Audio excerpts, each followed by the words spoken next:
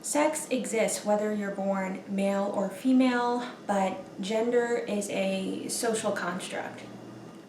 I don't associate the male gender with the male sex or the female gender with the female sex. Gender isn't tangible, it's just sets of things that society associates with masculine or feminine. To me, gender is imaginary. Rules change from culture to culture and throughout history, so how is it real? In history, we have men wearing dresses, high heels, makeup, and wigs. If gender was such an innate thing, wouldn't men know not to wear dresses, high heels, wigs, and makeup? But obviously it doesn't correlate to sex, whether he does or not. It doesn't correlate to gender. It only correlates to what is acceptable for his gender. If what is acceptable is always changing depending on what culture you're in and what time in history that you're in, then how can it be a reality for people as far as their sex? In U.S. history, women only started wearing pants regularly in the mid-20th century. Prior to that, it just wasn't something that women did. But in reality, you can be wearing pants and be either gender, so it just matters what culture and what times you're in. The social construct of what is male and female is just what is expected of men and women. Then there are characteristics and qualities that society attributes to masculinity and femininity, like being nurturing and empathetic for femininity and being dominant and stoic for masculinity. So I don't find this coherent because a woman can be feminine by society standards in some ways and not in other ways, and a man can be masculine in some ways and can be feminine in other ways.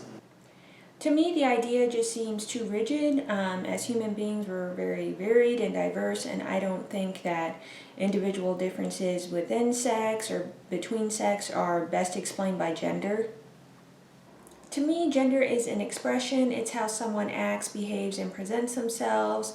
It's not real. You can't see it. It's not a part of someone's physiology. Not everyone is going to fit into the gender norms. Just because most people fit into it or accept it doesn't mean that everyone will. That doesn't mean that there's anything wrong with them. That's just how they are. If most people like chocolate, does that mean that people who don't like chocolate, does that mean that they're doing something wrong or that there's something wrong with them? No. If everyone who was born male can't fit into the gender role and everyone who was born female can't fit into the gender role, then how real is it? When people don't fit into these categories, often they'll try to fit themselves into it because the idea of a social man and a social woman is pushed by society.